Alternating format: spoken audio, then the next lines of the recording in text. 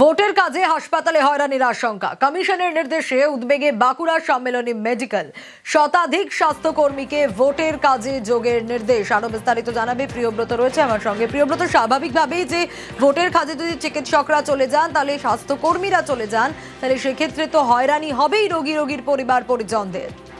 একেবারে তুমি যেমন জানো, বাঁকুড়া মেডিকেল কলেজ একটা দক্ষিণবঙ্গের মেডিকেল পরিষেবার ক্ষেত্রে একটা বৃহত্তর নাম। কেননা বাঁকুড়া শুধুমাত্র নয়, পুরুলিয়া, পার্শ্ববর্তী জেলা ঝাড়গ্রাম এবং পশ্চিম বর্ধমান, পশ্চিম মেদিনীপুর সহ ঝাড়খণ্ডের কিছু অংশের মানুষও এই বাঁকুড়া মেডিকেল মেডিকেল কলেজের উপর চিকিৎসা পরিষেবা নিতে ব্যস্ত হন। কেননা তাদের এই যে চিকিৎসা পরিষেবা দিতে থাকেন মানুষজন, সেই সব চিকিৎসা পরিষেবা দিতে গিয়ে এমনিতেই কর্মী যে কৌশলতা রয়েছে, তাতে কিন্তু বাঁকুড়ার এই সম্মিলনী মেডিকেল কলেজ হাসপাতালের কিন্তু নাভিশ্বাস কর্মীদের। তারপরও যে বাঁকুড়া সম্মিলনী মেডিকেল কলেজ হাসপাতাল থেকে 100 ফার্মাসিস্ট, কর্মবিন্দু, ল্যাব অ্যাসিস্ট্যান্ট সহ গ্রুপ ডি 100 জনের বেশিকে তুলে নেওয়া হয়েছে হাসপাতালের বিভিন্ন অংশ থেকে, এবং তাতেই কিন্তু হাসপাতাল পরিষেবা আশঙ্কা করছে হাসপাতাল কর্তৃপক্ষ। কারণ এই সব কর্মীরা কিন্তু মূলত যে গ্রুপ ডি কর্মীরা রয়েছেন, কর্মবন্ধু রয়েছেন, তারাই মূলত সাফাইয়ের কাজ কিংবা বিভিন্ন যে অফিসিয়াল কাজ বা ফাইল জমা নেওয়া সেসব কাজে ব্যস্ত থাকেন। এর ফলে কিন্তু সমস্যা পড়বে যখন ভোট খাবে, তখন পড়বে, এবং এর পাশাপাশি যারা ট্রেনিং নিতে যাবে তখন